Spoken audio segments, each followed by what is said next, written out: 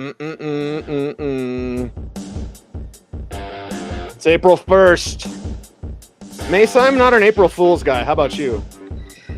I am not, although I will admit, in the overnight hours, I was very tempted to put out an April Fool's of the Broncos trading up in the draft to see how people would react. Okay, I get it. Everyone's on edge, right?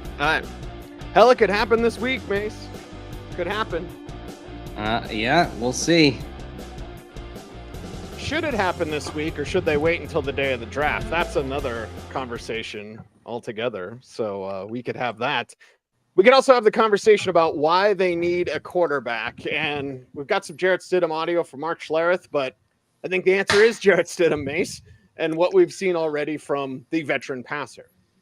Yeah, and it was interesting because this is in the frame of reference of Sean Payton talking about the number one thing that the offense needs to do to get more points is to take fewer sacks. Mm-hmm. And there are plenty of reasons behind that. There's a numerical value that you gain to every yard that you're closer to the end zone. So sacks knock you further back. They reduce your chances of moving the chains and keeping the line moving as it would go. So when you're off schedule because of sacks, it means you certainly can't operate as efficiently, and particularly in a rhythm and timing offense, you're not going to operate as efficiently. So the question then becomes, all right, you want fewer sacks. Is Jarrett Stidham really the guy to do that? Right. And the answer is probably not. So here's Mark Schlereth this morning. Schlereth and Evans was talking about the Stidham sack rate. We'll play that video right now. He stayed within the confines of the pocket, even under duress. And when he did have to escape, he didn't try to escape and outrun everybody off the edge and take big-time sacks. He tried to escape up the middle and then either made a play or, scrambled, or if he did take a sack, it was limited yardage. It was a -2 or 3 or whatever. Yeah, that's Jarrett Stidham. And the more I think about Jarrett Stidham, Mace, what's the waving for? Well, what Stink said is inaccurate. Okay. When he says, it's limited yardage, -2, -3, that's not true. Now, Stidham does have a lower percentage of sacks of 10 or more yards, but when you're talking about sacks of at least 5 yards, the last 2 years, 11 of 14 sacks have been at least 5 yards. That's 78.6%. The percentage of sacks that are at least 5 yards for Wilson is 60%. So I heard that, and I'm thinking that doesn't sound right, and it's not right. So here's the thing with Jarrett Stidham. Limited sample size, yes, but he's got a higher sack rate, and he has a higher percentage of sacks that cover at least 5 yards of losses than Russell Wilson did. So I'd say the chances of this getting appreciably better if Jarrett Stidham is the quarterback, this one thing that Sean Payton says is number one in terms of scoring more points, I'd say the chances of that are pretty slim. If we're talking one topic specifically in this topic on Jarrett Stidham, if I tie it to the rookie quarterback class, all I can think is Bo Nix. Bo Nix, who attacks when he's under pressure. It's why he's got almost a 9 yards per attempt average when he's under duress, and he's on time. You've called him metronomic. Metronomic. Yes, he's metronomical, unlike Jarrett Stidham. Yeah, he played the piano, the metronome. Tick, tock, tick, tock, in rhythm. That's Bo Nix. It's, when it's working, it's rhythm and timing, and it's out. That's when it's working best for him. And he's accurate, and I think we're going to, we didn't really talk much with Matt Waldman. You're going to hear from Matt Waldman, of course, later today on Orange and Blue Today, too. Breaking down his rookie scouting portfolio. We didn't get much into Bo Nix, but the highest attributes for Bo Nix in his category by category scouting profile they're all accuracy, particularly accuracy when he's not pressured. And so certainly he's going to face pressure as a pro, but if you are setting up the offense to where it's 1-2 throw, and if it's not there, take off and scoot and get a few yards, Bo Nix is well positioned to be accurate doing that. Now, the question for Bo Nix is, does he have the dynamic enough arm talent to push it downfield and bring that element to it? That's where the questions arise. Yeah, and I think his downfield stuff, everyone wants the howitzer. A good month for howitzers, but like all you need is timing and touch. Okay. Mm-hmm. How many times do we see an 80-yard bomb? It does happen. It's beautiful when it does, when John Elway can throw it up to Mike Pritchard against the Jaguars and catches it in the end zone, double covered. Like, that's a great throw. And it was across the field, by the way. Like, okay, that's an awesome throw. You see it like once or twice in a career. Can Nix attack downfield? My answer is yes. And then watching Jarrett Stidham, I just don't like what I've seen. And it prompted me. That was the question at the dinner, or excuse me, the breakfast for Sean Payton, Mace.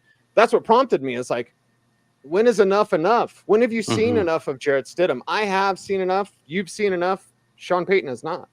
Yeah. And Sean Payton's the most important judge in there. That's the voice that matters. But I would say this, and I know, he only had 2 starts and this, that. Yes, but at the same time, there have been opportunities for him to push to start 2020 in particular, when the Patriots brought in Cam Newton, who did not have much left. And Stidham has not seized on that. He hasn't shown enough to where a team was willing to give him the keys. By the way, if you want to get depressed about Jarrett Stidham's potential outlook, take a look at quarterbacks who've started 12 or fewer games in their first 5 seasons. The ones who became something viable after that, I mean, you can count them on one hand. It's like, for example, Jimmy Garoppolo, but Jimmy Garoppolo's limited starts in part came because when he finally got into the lineup and he was a week 1 starter in 2018, he tore his ACL in the second game, right? So when you're talking about a quarterback with a relatively small amount of starts in over 5 years, the first 5 years in the NFL, as Jarrett Stidham has, you're not looking at a great chance of becoming a successful NFL quarterback, at least as a starter. It's very much in the career backup range. So, hey, it could happen, but oh my gosh, it would be the outlier to end all outliers. No doubt about that. Rich Gannon has to be on that list, right? Just top of my head, thinking of guys like that. Rich Gannon would be one of those players, and he was an MVP, but it happened like once, and he bounced around forever. I believe there was one point in the 90s where they're talking about making him a wide receiver. But I think Rich Gannon would be on that list, Mace. And Jarrett Stidham's no Rich Gannon. Not exactly, because the thing about Rich Gannon was 5 years into his career, he had 23 starts. Okay. All right. He started 12 games for the Vikings in 1990. That was his 4th season. He was drafted to the Vikings in 1987 out of Delaware. Hi, I'm in Delaware. Had to go there. Yes. Give me the nickname on Delaware. Come on. You want to say it. Fighting Blue Hens. That's right. Yep. The Fighting Blue Hens. Yep. So 12 starts in 1990, 11 starts in 1991. So 5 years into his career, he had 23 starts. 5 years into Jarrett Stidham's career, he's got 4 starts. So they're actually, like when you said Gannon, I'm like, I don't think he was in my sample size because now Sean Salisbury, another guy who kicked around Minnesota at roughly the same time. Well, after Tommy Kramer, Minnesota kind of ran through a bunch of guys, right? There's kept Wade Wilson, the late Wade Wilson. Remember him? Yep. Sean Salisbury, 1987 was a rookie, and he actually had 12 career starts, but none of them came until his 6th year past the draft, 1992. So that's the thing. He started 12 career games. He had a pass rating of 72.9. I think Salisbury is one of those quarterbacks who, for whatever reason, is more well remembered than his resume would dictate. I think part of it is because he actually started a playoff game. Wild card round for the Vikings, January 1993 against Washington. And as I recall, it did not go that well for Mr. Steakman. Yeah, Washington had some strength at the time. 91 might be the best team ever. That was the 92 team. That was they went from 14-2 to 9-7, and then a year later they went 4-12. So the leaks were already puncturing the hull of the Washington ship at that point. Right. But Joe Gibbs managed to put enough putty in them to keep that thing afloat, and then Gibbs got out, Richie Pettymon took over, and that was that. And you could say Washington has not been the same since then. Right. And they had some young shaver named Mark Schlereth, who we all know and love. What a transition. Mm-hmm. And he talked about Stidham's accuracy. We'll switch back to Stidham, and then we'll get to the tight end thing. But this is important on why Stidham's accuracy suffers. Here's what Stink had to say. I thought there were times where his accuracy wasn't great in the pocket because lack of reps, lack of experience, getting to something a little bit late. And what do I always say, when you're late, you're inaccurate. Why? Because you end up trying to speed up your mechanics to get on time.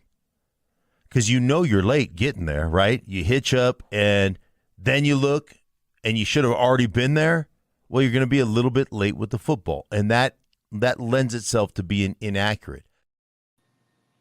Don't be late. Be on time. Again, Bo Nix, on time. Yeah. Don't be late. Participate. That's right.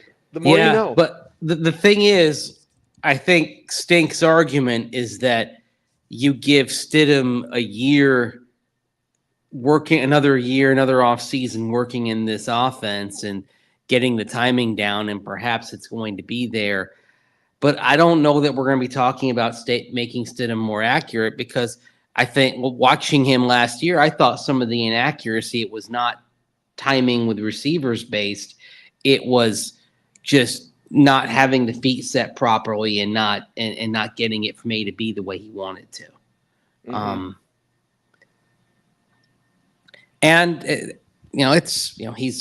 He hasn't proven to be an especially accurate quarterback. Briefly with the Patriots, then with the Raiders, now with the Broncos. I mean, it's part of how, if we know the Broncos are going to bring in another quarterback, but they need to bring in somebody as a quarterback who they can expect to be better than Jarrett Stidham. If Jarrett Stidham, so let's say it's the draft and they wait until round 2, round 3, thereabouts. If it's Jarrett Stidham and Spencer Rattler and Ben DiNucci, it's a tough sell. Just to be kind, it's going to be a tough sell around here. Yep. With new jerseys, it's going to be a real tough sell. You get that quarterback, things could be different. Before we move to the tight ends, I did want us to address this, Mace. I'm curious how you will address it. I know how I will address it. But Marquee Sports says, too much buzz about Nix to Denver. No Penix to Denver buzz. Thinking that's intentional. Penix to Denver. Okay, interesting. I think they're doing due diligence on a lot of players. And I mean, also the other thing is, with Bo Nix, there's buzz on that. I think part of the reason there's buzz on that is we see someone that we know to be a friend of Sean Payton's, Colin Cowherd, kind of pushing the Bo Nix to Denver narrative. Right. Actually had Bo Nix on his show in recent weeks, talking about Sean Payton and meeting with Sean Payton. So I think also it's a skill set thing. And that being said, one thing that is interesting, we have these breadcrumbs and we're not going to understand what they all mean until after the draft. if the Broncos do pick Michael Penix Jr., then we're all going to look at how the Broncos interviewed him at the Combine, which was basically showing him his bad plays and asking him, hey, what were you thinking here, man? Right?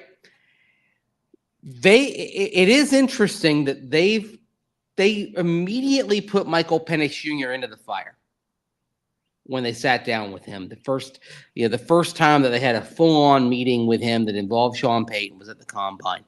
And they basically, it was like sitting in an interrogation room a little bit, right? Breaking point. Yeah. And if they do pick Michael Penix Jr., it means that the breaking point for him was so far beyond what they expected it to be that they felt like they could throw anything at him. That being said, I do not believe the Broncos have a concern about Michael Penix and his football mind, or Michael Penix and the throws he can make. I believe the concern is about the injury rate physically. That I think is something that is probably a big concern they have. A huge concern, and injury rate leads us straight into the tight end conversation, because can you trust Greg Dulcich? The answer is no. The physical stuff, I'm sick of and tired of talking about the physical stuff with Dulcich. Like, he's so fast. We already know that. That's so God blessed easy to see with these prospects. Like, yes, of course Dulcich could be a weapon. That's not breaking news. But Mace, because they can't trust him to stay healthy, I believe playmaking tight end is number 2 on their list behind getting that quarterback. Make no mistake, tight end is considered to be a need. And this is where the notion of Brock Bowers popping up on some mock drafts, this is where it's interesting to consider, because I believe internally, when they look at the positions of need, I'm not saying the quarterback is that tight end is number 1, but it's probably right behind quarterback in terms of what they're viewing in that building and what they need. And also what Sean Payton needs. I mean, you look back at Sean Payton's offenses, some of the most effective ones had Jimmy Graham running free. Someone who for most teams was impossible to stop. One exception, of course, was Aqib Talib in New England. Do you remember that game? I believe it was 11 years ago, and the Patriots ISO'd Talib on Jimmy Graham and actually were able to neutralize him a bit, which was significant. That's something that rarely happened. That was hard to do, but I think Sean Payton would love to have another Jimmy Graham walking through that door. I just don't know if the Broncos are going to be in position to get that while taking care of need number 1, which is quarterback. Need number 1 is quarterback. How many resources do you spend on getting your quarterback? And then is there mid-round tight ends? Because you mentioned Jimmy Graham, who was a 3rd rounder, top of my head.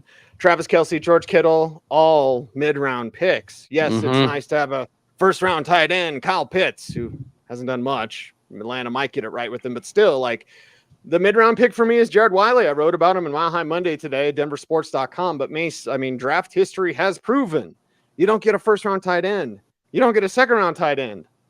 Yeah, you can get mid-round stud tight ends. That's not even a question. You can.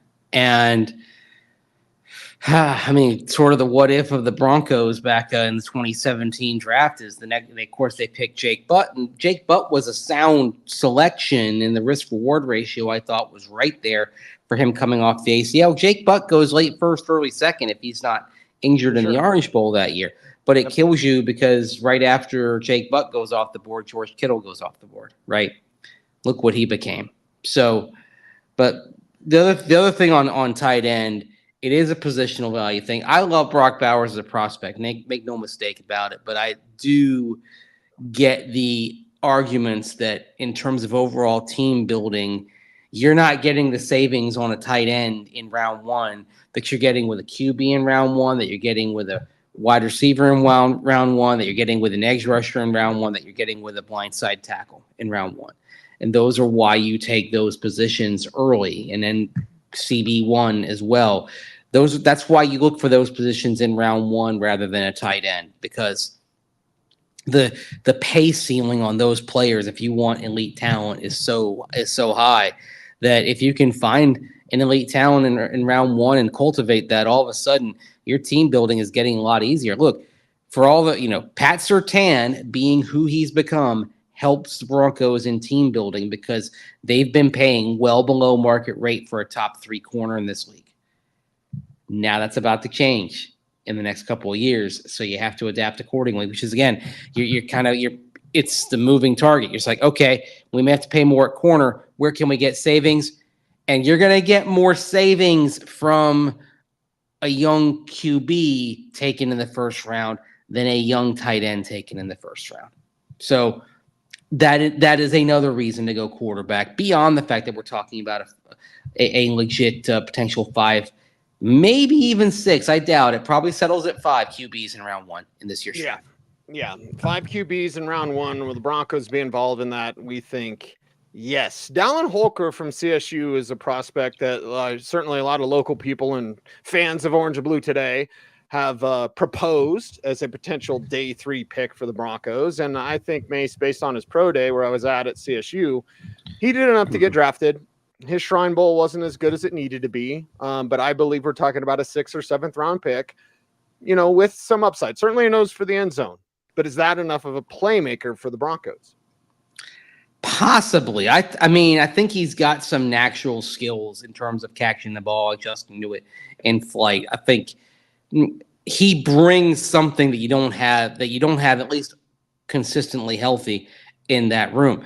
If the Broncos drafted Holker, he'd be a day 3 pick, no doubt, but there's a potential role for him. You'd probably put him right there in a battle with Greg Dulcich and Lucas Kroll for primary pass catching tight end. I still think Adam Troutman's going to end up with the most snaps because he's your all-around guy, but you're going to see whoever this tight end is move around in space. Maybe he becomes that Joker type you've been talking about.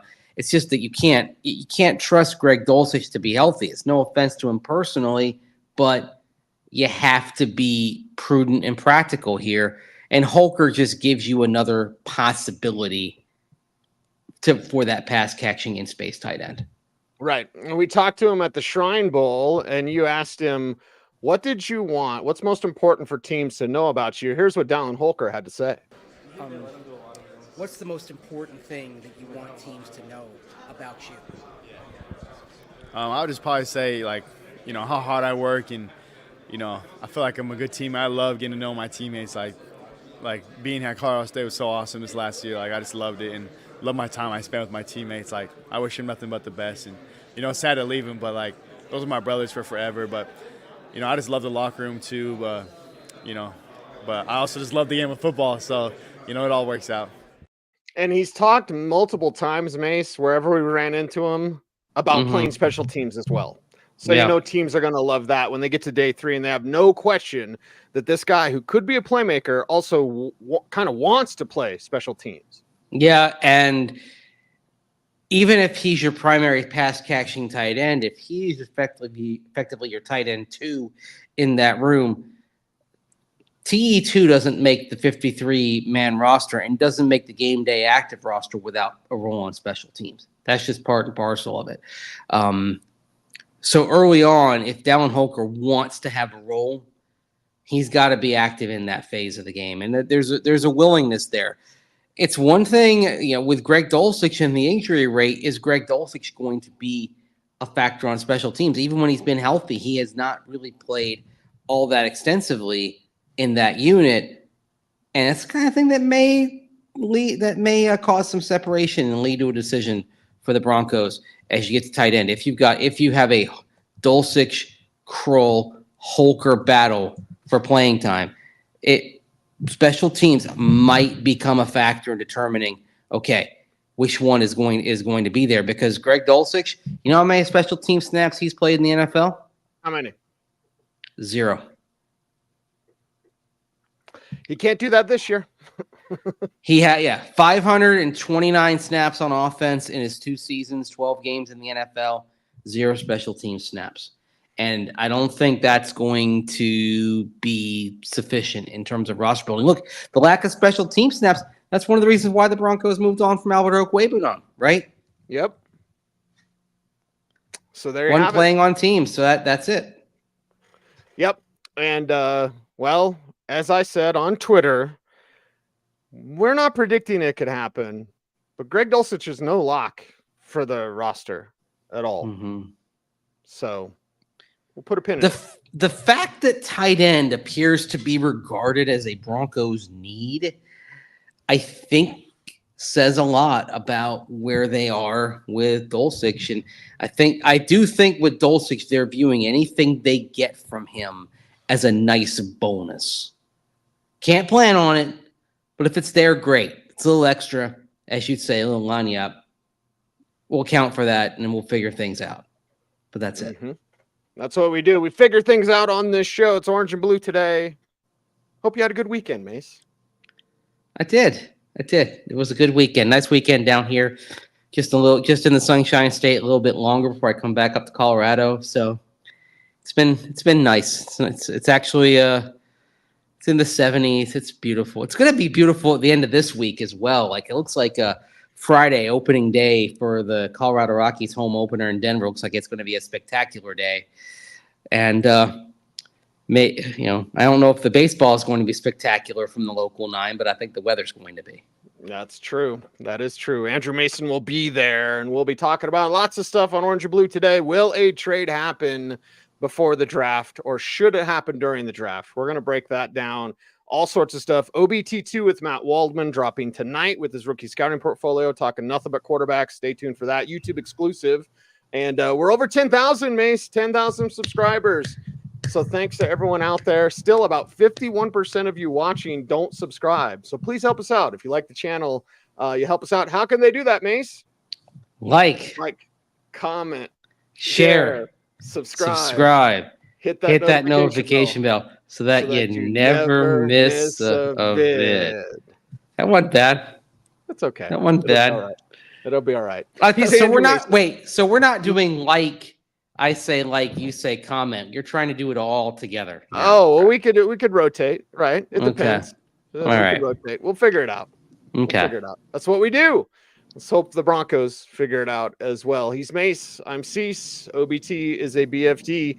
Thanks for watching, everyone. Stay tuned, and would you please stay frosty.